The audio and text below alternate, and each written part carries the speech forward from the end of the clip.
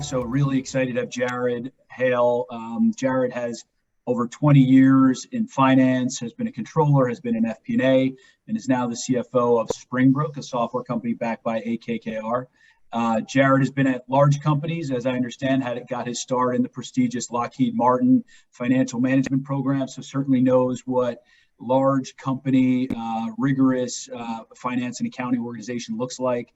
Jared's been a client of Consero for 2 years on our finance as a service model, and really has gone through multiple acquisitions and really standing up the finance and accounting function there, both through M&A and through organic growth is how he's been growing the business. But I'll turn it over to Jared to give an intro, a little bit of his background, and then we can get into some questions.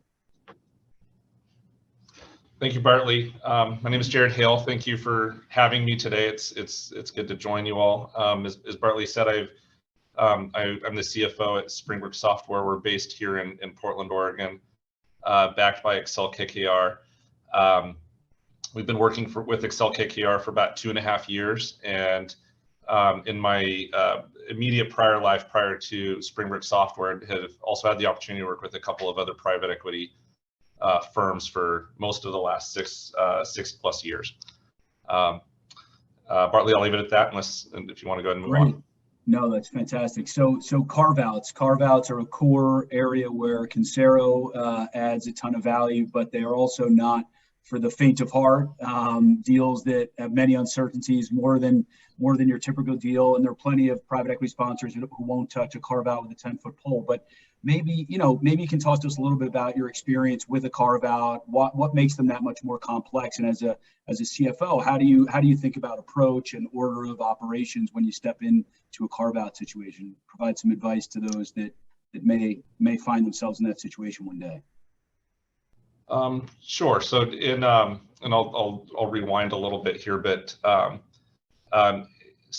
Springbrook was owned by another PE-backed company a few years ago, and I had worked at that company for a few years. I had a very good experience working there with them and the investors, and so they basically presented this opportunity for me to come up here to Portland, work with Springbrook, and ultimately get it ready for a sale. And then fortunately for me, KKR kept me on as the CFO. So that's really how I came to Springbrook Software as the CFO.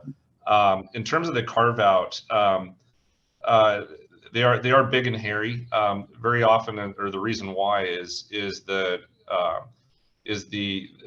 parent company typically handles all of the overhead functions, the systems and processes that run the company. Think about your ERP system, Salesforce.com, payroll, benefits, 401k, everything you need to run a company. That typically the parent company will handle that. And in our situation with the Carve-Out, we in a very short time frame, had to set up all of those things all at the same time. And that's any one of those projects in and of itself tends to be a big project, and Carve-Outs, you get to do them all at the same time. So for Springbrook Software, our situation, when we were acquired by KKR, that was our first attempt, our first pass at a Carve-Out, which we completed back in 2020. And then one of the recent acquisitions that we also did, Bartley, is also a Carve-Out. So we acquired a subsidiary of a larger company, which we're now going through our second one. So wow. And we should be wrapping that one up over the next, I would say, 4 to 6 weeks, and then we'll be 2 for 2. Okay, great. So you've got the experience now. Second Carve-Out. That's interesting.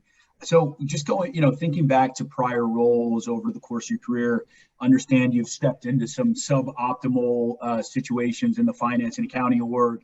Maybe talk through a little bit about what were the challenges. And I think, given, the space we play, I think kind of 10 million to 250 million in revenue, software and services companies. Many of the CFOs, CEOs we work with step into a similar situation and kind of they're trying to think about how do we set the table for the growth, for the rigor that's going to be expected under institutional ownership. But maybe talk about how do you prioritize when you've got a short period of time, you've got an investor who wants to see results quickly, and a lot of things that need to happen. Love to hear your thoughts. Barley, just to make sure I understand, so are you talking more about the stand-up activities with the carve-out, or are you talking about just processes in general? Just that kind of when you step into the situation, you're doing your initial evaluation, and it's kind of a suboptimal structure, both whether it's processes, software, people, and kind of just thinking about what do you do first, and then order of operations in terms of your evaluation and execution of fixing things effectively. Yeah, and so I think in that situation and how I approached it here was a combination of, I think, what you just said, which is really about the systems, processes, and people. And in our case, we didn't have any of the three, and so it's not that there was one that was lagging behind another. Because of our carve-out situation, we had to implement all three of those things at the same time. And so in our case, and the way that I looked at it was, there's no way that I individually could handle or tactically manage all of those implementations myself. And so I think what I was looking for at the time was really finding the right partners that could work with me and also independently, so that we could actually execute on all of those implementations at the same time. So I think the first step for me was getting the lay of the land, understanding what we needed to implement. But then the second step was really finding the right partners that could work with me to actually execute on that timeline. Sure, that's great. And then in terms of what did that evaluation process look like? And obviously we were thrilled that you started working with us, but what did Consero provide maybe that that was critical at that juncture, and that you maybe weren't seeing with other partners? And how has it been working with us? So I would say, so for the first question, what I was really looking for at that time was I wanted a partner that had the experience in going through that before. But what I mean by experience there is I was really looking for a partner that had a playbook, not just in terms of the initial implementation, but also things that I knew we were going to be encountering down the road, which was going to be our ongoing operations plus M&A. And I think that was one thing that, and I did look at other parties or other potential partners at the time. But I think what Consero brought to the table back then when we were evaluating this decision was, a partner that had a very good playbook to address not just the near term, but also the longer term priorities for the company. Also, we're looking for, I would say, partners that had a comprehensive approach when it came to the systems, processes, and people, as we talked about earlier. And that ultimately is what made a decision to choose Consero at the time. So there was a second question that I don't think I addressed yet.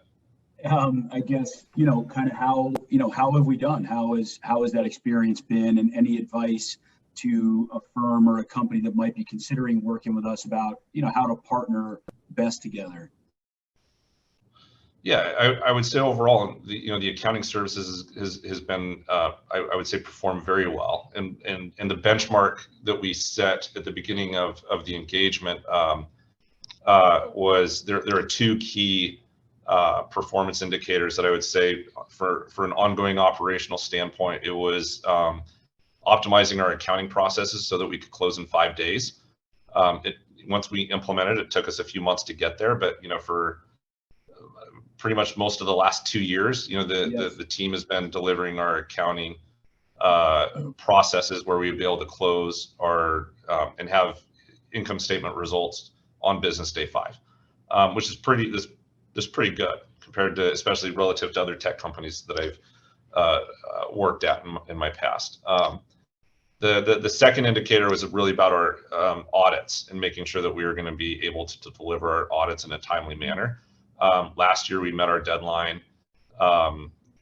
relative to our covenants and our lender deadlines. We actually finished early. We were about 2 months early relative to that deadline.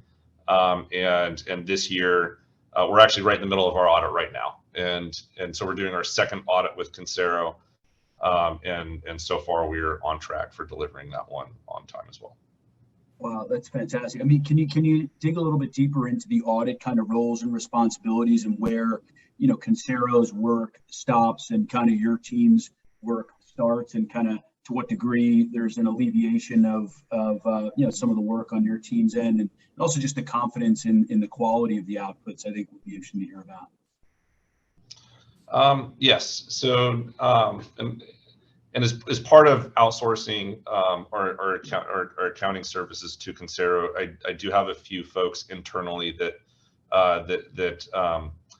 I work with and that I did hire after our transaction. And the way I would probably articulate it is the transactional aspect of the role is primarily what the Consero team handles, and the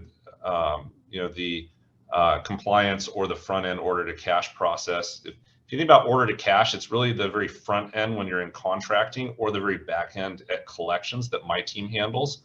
Everything in between those two bookends is what the Consero team handles.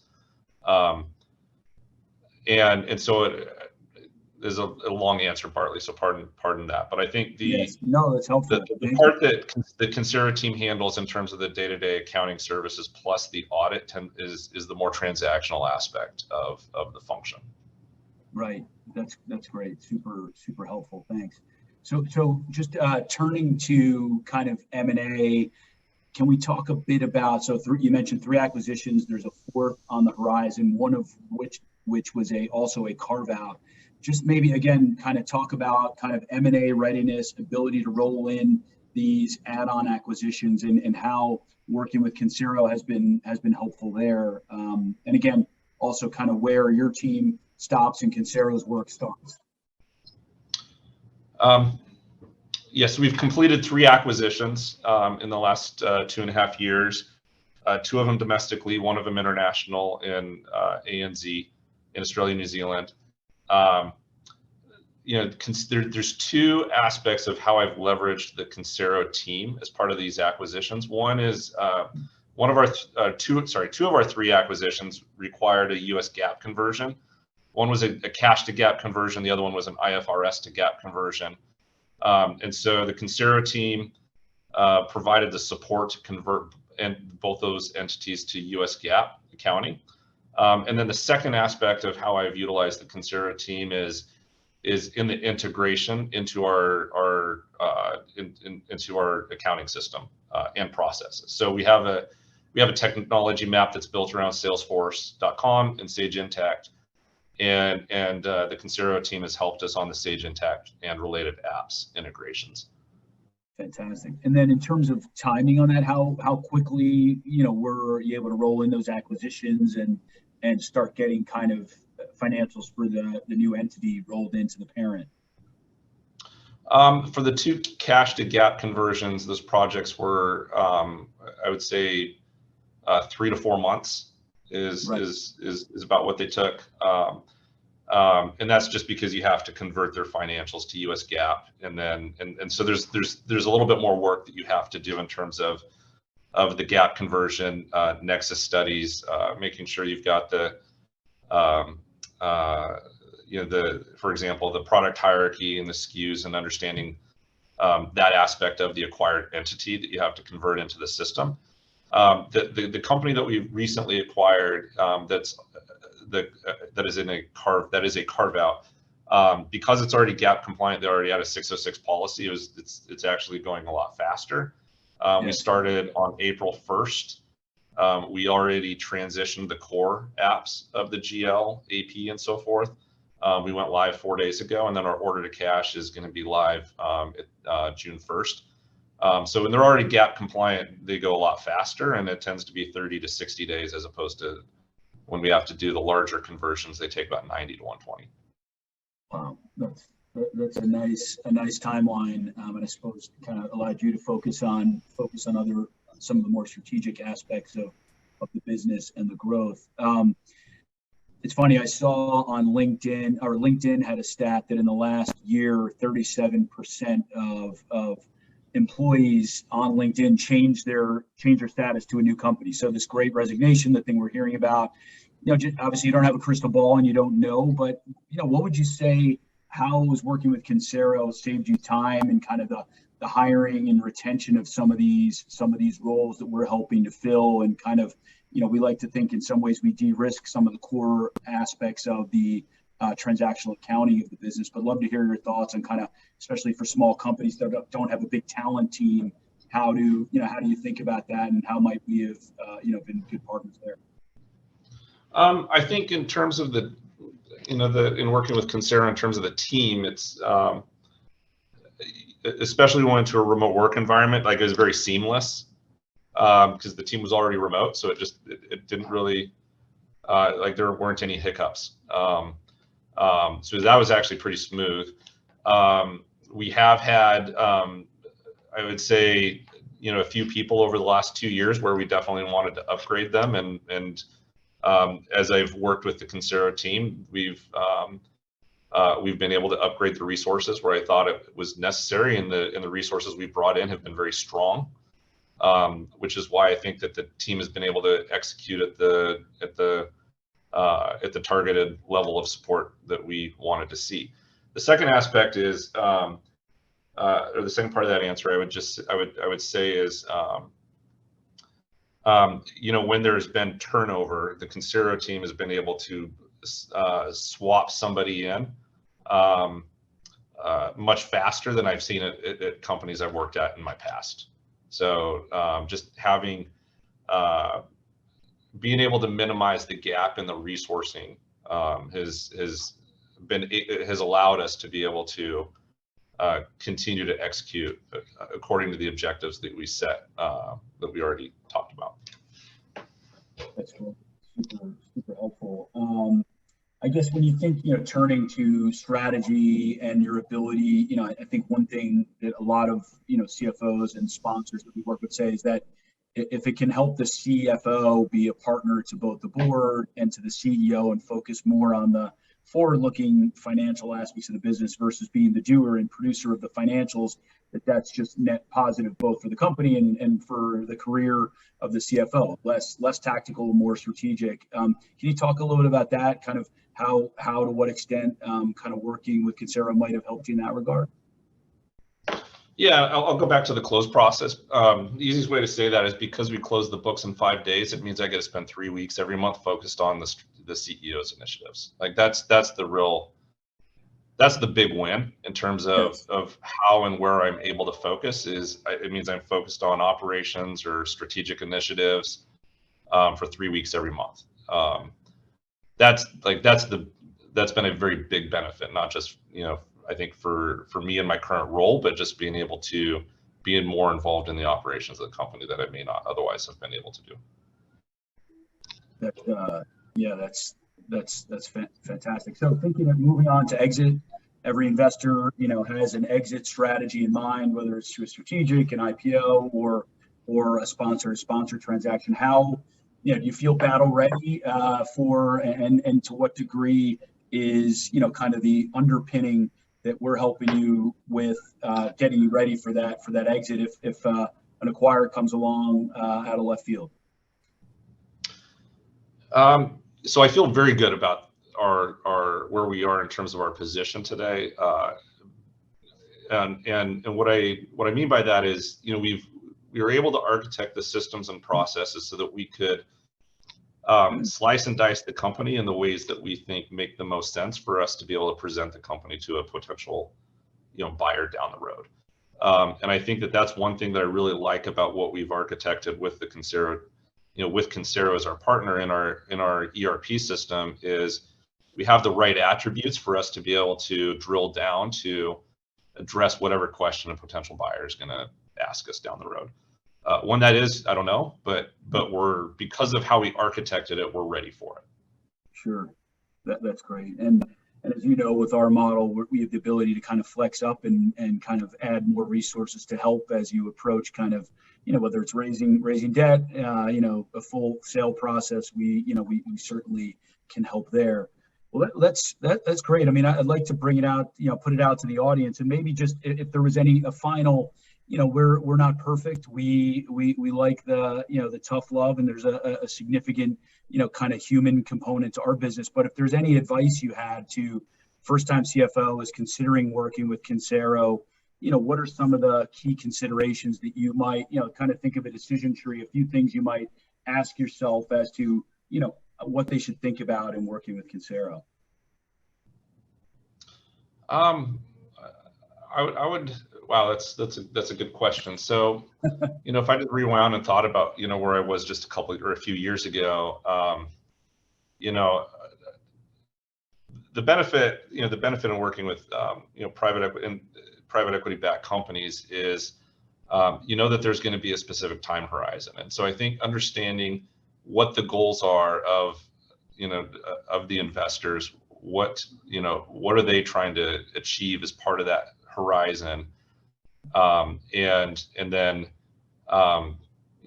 when you look at Consero and what they have to offer, I think that there's going to be circumstances where that absolutely makes sense to pull a partner in like Consero into that equation. So I think it depends, but I think a lot of it comes back to,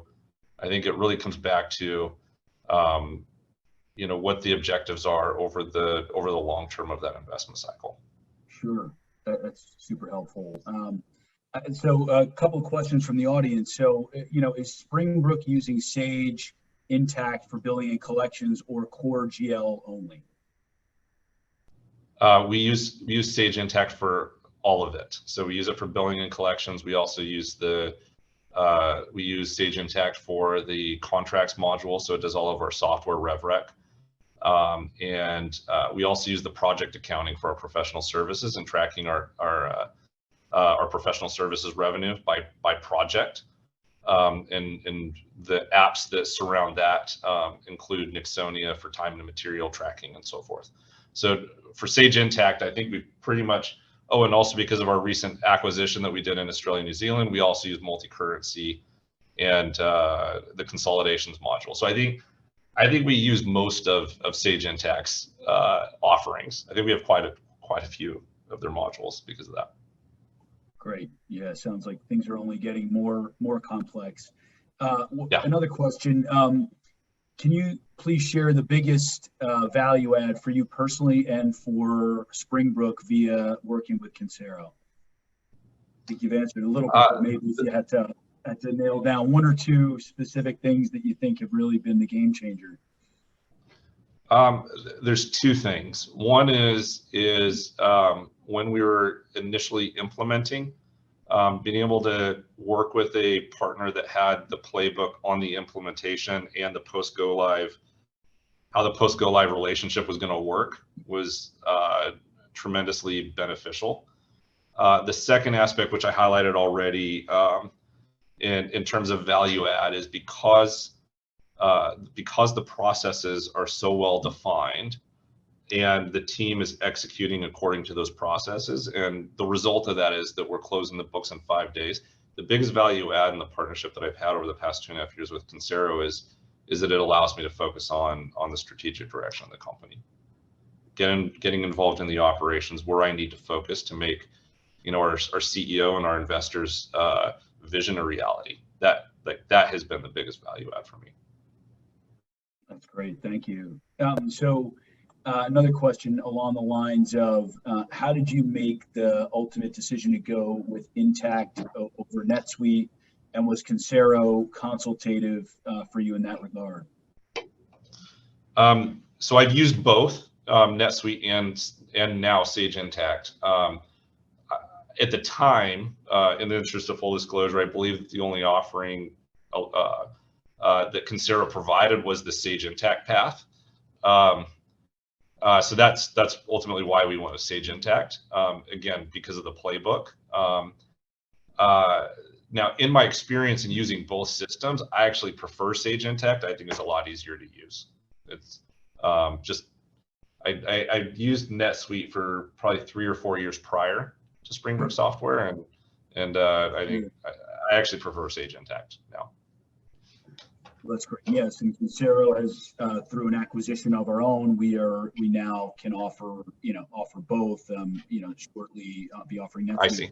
And I think, what we certainly, I'd be remiss if I didn't just kind of note that, it's more for what we provide is more than just the GL. And as you kind of alluded to, Jared, it's kind of the wrapper around it. It's all the full suite of products plus our simple software that sits on top of the GL, which really could be any GL underpinning it. It's kind of the processes built and the full integration of the full platform that I think is the secret sauce or the magic that we like to think that we provide. But any other questions or any other final thoughts, Jared, that you'd like to hit upon? But we really appreciate it. And like we said, we're not perfect. There's a human component, a professional services component to what we do, and certainly aim to. But the best clients are the ones that we have real-time feedback with, and that we're a real appendage to their business. And so when there are things bubble up, just like they would if with your own employee directly on your team, we've got a great dialogue, and we try to pivot and fix things when those do come up.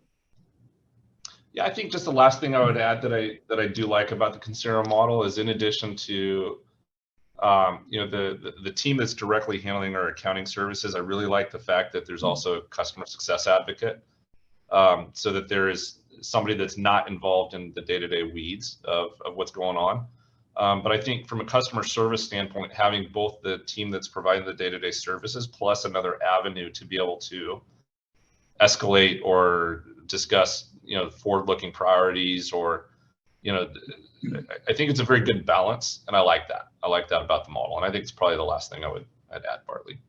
That's great. Thanks so much. And I'll hit you with one last question. So hopefully Sure. You get a big exit, and AKKR is very happy, and they'll want to bring you into a new platform, or some other PE sponsor will probably pluck you up for one of theirs. Would you consider bringing Consero on again? Of course, depending on the situation, would you consider doing some work with us again? Yeah, I absolutely would. Well, that's good to hear. That's the best affirmation that we like to hear, especially as we're seeing that there's a dearth of quality CFOs with the type of experience that you have, Jared, and so we're just clients are having a tough time filling those roles. So we appreciate all of your, like I said, your feedback and your partnership, and look forward to staying in touch and keeping the dialogue going. Thanks so much. All right, thank you, Bartley. All right, thank you. Take care, everyone. Have a great day.